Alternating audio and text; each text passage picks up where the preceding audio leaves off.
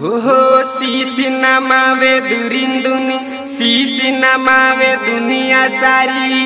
हे जगत जग जननी करा कल्याण हे महागौरी ई वरदान हमहु मंगनी।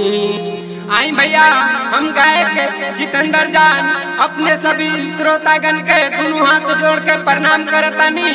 हम एगो देवी गीत गवनिया ऋषि भैया के कंपनी से रौरा लोग अपन प्यार दुलार आशीर्वाद जरूर दी। आइए गीत के सुनी और आनंद ली।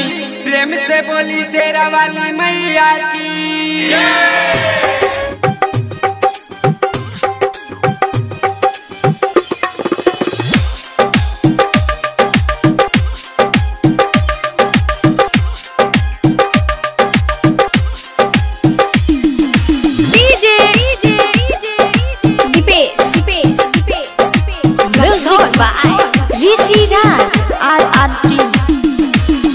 ऊपर ही चांद बारे ऊपर तारा धरती गगन देखा गुंजता सारा।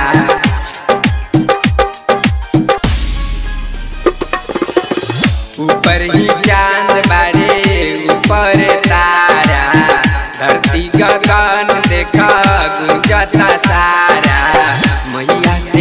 मैया से जोड़ ली नाता हो दुर्गा माता। मैया से जोड़ ली नाता हो दुर्गा माता।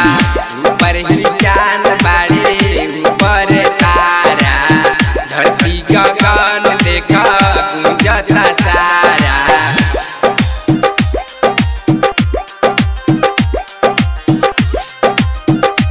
Recording by RRT digital recording studio छोड़ा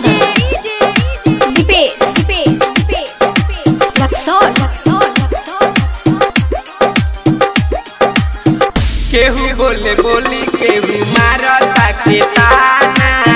बड़ा रे बेदर्दी की बाके जवाना।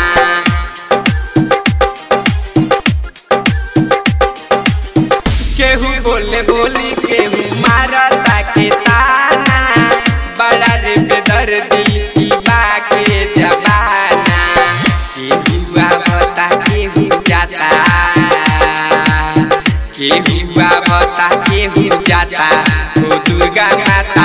मैया से जोड़ ली नाता हो दुर्गा माता। मैया से जोड़ ली नाता हो दुर्गा माता। मैया से जोड़ ली नाता हो दुर्गा माता।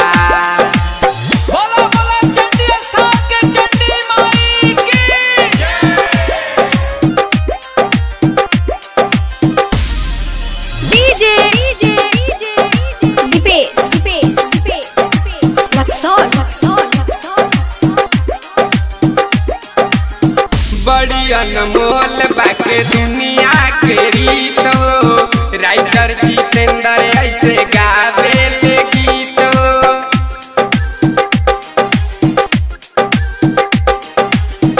बड़ी अनमोल बाके दुनिया के रीत हो। राइटर जितेंद्र जाने गावे ले गीत हो। केहू का माता केहू खाता केहू का माता केहू खाता हो दुर्गा माता। मैया से जोड़ ली नाता हो दुर्गा माता। ऊपर ही चांद बारे ऊपर तारा धरती गगन देखा गुंजता सारा। ऊपर ही चांद बारे ऊपर तारा धरती गगन देखा गुंजता सारा। मैया से जोड़ ली नाता हो दुर्गा माता। मैया से जोड़ ली